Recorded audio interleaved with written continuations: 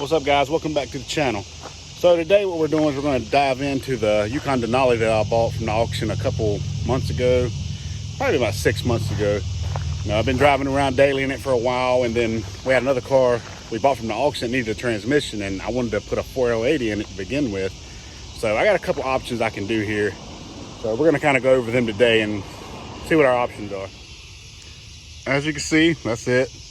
You know, I had the wheels I put on it, and the headlights, I needed them for another project because I didn't like them to begin with. They're projectors, and the inside of the chrome part of the reflector in the projector itself flaked off, so the headlights wouldn't shine nowhere. So it sucks. So I got a new set of headlights for it. This right here is actually what I bought to put back in it, considering these run like $100. We got marker lights and all because I kind of like the smoke look. But as you can see, I done already started buying a couple things to do the 4L80 swap. This is a set of factory transmission lines, cooler lines for a 4L80, but they work perfectly fine with these, what I normally use for these swaps. I got a dipstick in here, 4L80 dipstick tube. Get all my stuff from the dealer.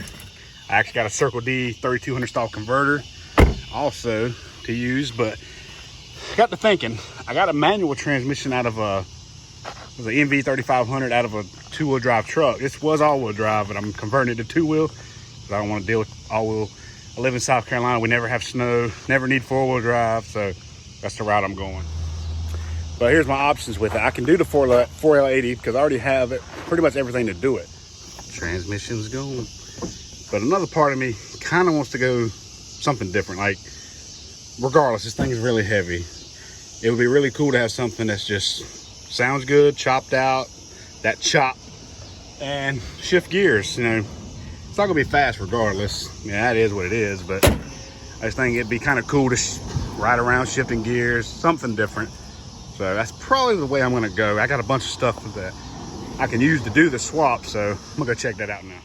We're actually having our city inspection for our new building this week, so I'm very excited about that, to get this place opened up and running. Been down for a couple weeks, so things are coming together. Right across the street from a big ass junkyard, so that's kind of cool. Grab this so we can see. This thing right here is the truth. Absolutely love this thing. Milwaukee's underhood light. This place even come with a big sea container to store a bunch of cool parts. So let's go check it out.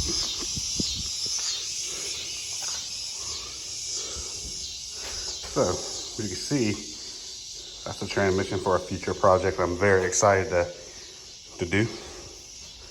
But right here, I got this transmission. I was actually at the junkyard about a year ago, and there was a truck, which is a 05 Cat Eye. Pretty rare to see, but it had that manual transmission in it. And I was like, well, you know, I got it for 75 bucks. I got it 11/4/18. So I got that. I said I'll use it one day, and I feel like right now is one of the things that Yukon would want something cool to use that in. Some people say they're very weak, but it's not something I'm gonna be beating on. It's just something I can drive around, shift gears, and I guess feel cool. Is that okay to say? But as you can see, the belt housing, it has a top bolt hole, so it was mounted to an LS, so that's pretty cool.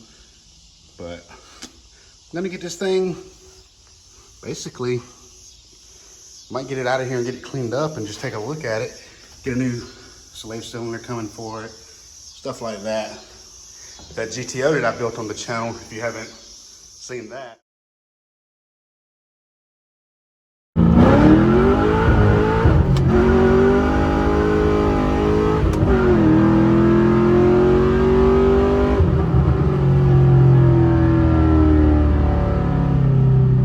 actually got the old flywheel from it that I might better use for that.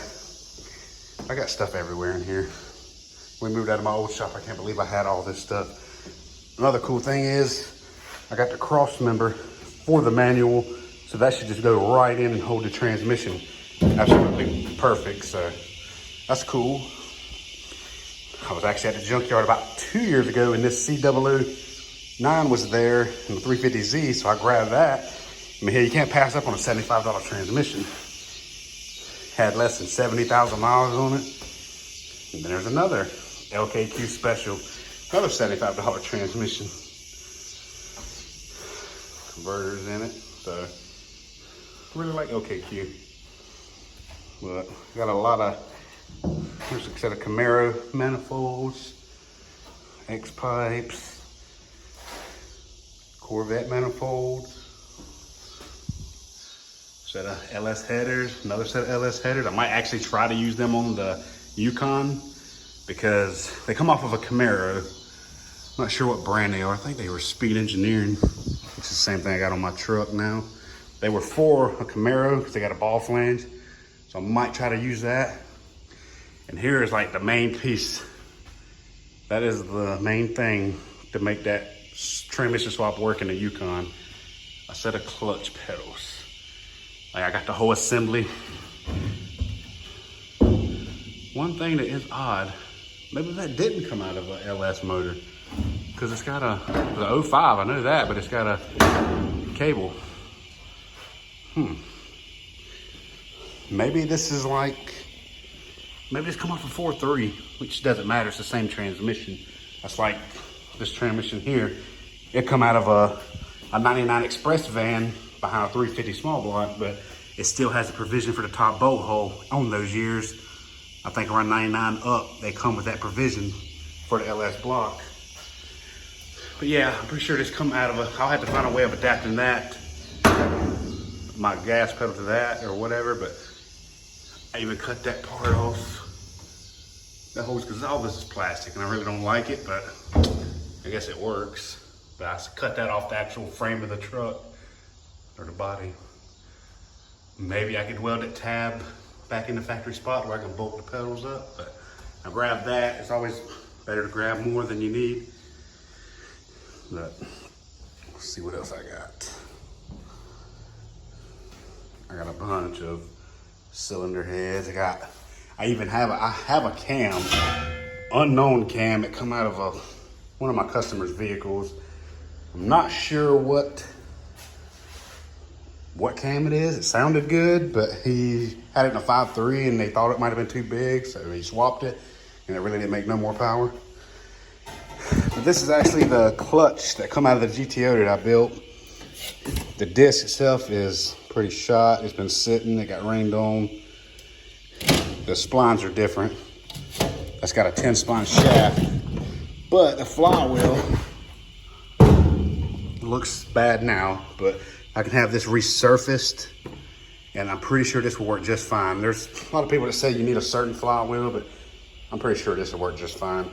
As long as the clutch kit that I get for like a 4.8, even the 2500 HD 6 liters come with a manual. I guess for the MV 4500, the clutch disc is the same. So this flywheel should work just fine for what I need. So I'm gonna try that, I'm gonna mock that up. But other than that, that's kind of where I want to go with this. I could simply pull this transmission right here out and do a shift kit in it and bolt it up, show you how to do the wiring to make it a 480 and do the segment swapping HP tuners, but I don't know, I really kind of want to do the manual. So, I don't know, give me some ideas below in the comments section. I figure I'll show you a few more things. Got an LT motor sitting here, 5.3. Needs a cam, lifters. I've had this for a while. We put it, a customer brought a truck in and this motor has been through the ringers. You can see all the sand. It was a terrible motor. I mean, it run, it just had a little bit of a tap from the lifter, so I really don't like these engines that much. Maybe one day I'll get into doing them, but I don't know, I just love my LS stuff. I got a newer Gen 4 DOD block here that I plan on using for the Mustang build. I'd really like to go through here and do LS, Pro Series Summit setup with the pistons and rods. Because look at the cylinder walls. They're pretty thick. I mean, these newer aluminum blocks have some really, really thick sleeves. So they can handle boost pretty good. So that's kind of the plan with that motor. It had a cam chewed up in it also. And the customer didn't want to really fix it, but got quite a few parts for the next build I'm very excited about. So, well, let's get back to it. I also have another one of those aluminum 5.3s right here. They're not, this one's not really considered L33. That comes in the Silverados. This was an Envoy.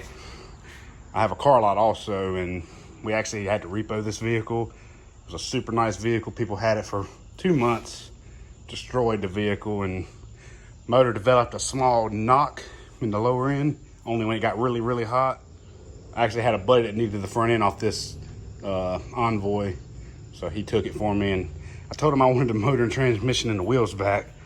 So he brings me the frame, transmission, all the wheels. I was like, well, so I had to get it out of there somehow. So I feel like that's a good block to build. 243 heads, transmission's good. So forgot to save that. And there's another Trailblazer SS manifold. But these manifolds actually tuck up pretty close to the block. They kind of hug the box. They're pretty good for swaps. As you can see, there ain't a whole lot of room on a Envoy with a 5.3. Basically the same thing as a SS, it's just not a 6-liter. So regardless, I mean, I got 2 ways I can go here. I can go 4L80 or NV3500. I'm leaning more towards the 3500 because I think it'd be cool to just shift gears around town. I mean, I drive from work to home. I don't go nowhere. I just think it'd be awesome just shifting gears here and there. It's kind of unique. Transmission brakes, I mean, transmissions can't be much. But I can go 4L80. So, I don't know. I'm kind of torn between the two. So, I'm going to think about it in the next couple of days and see which way I want to go. And hopefully next weekend or the week after, I can start on it. Transmission's already out, so it's just a blank canvas. It's ready. So, I guess till the next one, I'll see you then.